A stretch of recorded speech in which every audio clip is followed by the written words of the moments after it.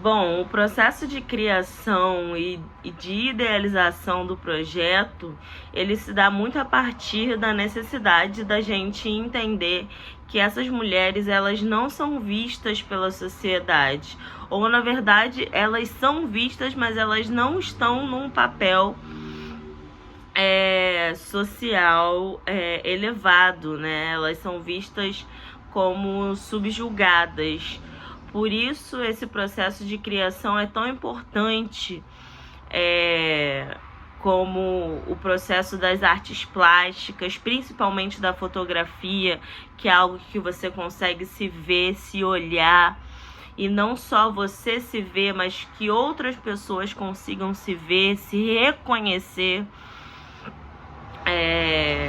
O desenvolvimento da curadoria se deu muito a partir disso, porque eu, como filha de uma mulher preta,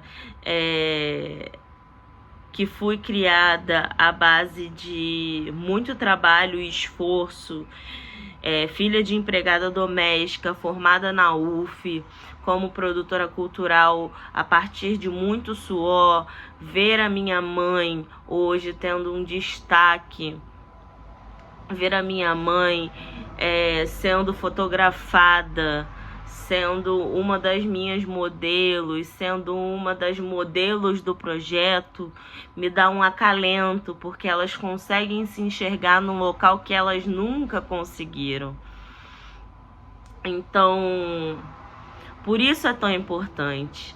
As etapas e as metodologias desse projeto, elas se dão a partir do nosso cronograma. O nosso cronograma, ele começa com as nossas reuniões, que são as reuniões de equipe, para valorizar e entender os procedimentos que a gente vai precisar entender.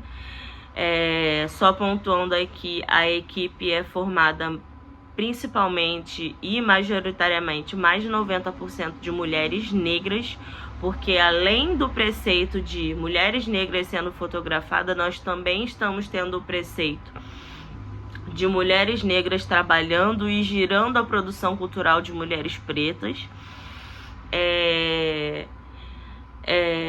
Por isso, essa metodologia é tão importante. A partir dessas reuniões, a gente vai discutir, entender, conversar com as modelos. As modelos já foram selecionadas,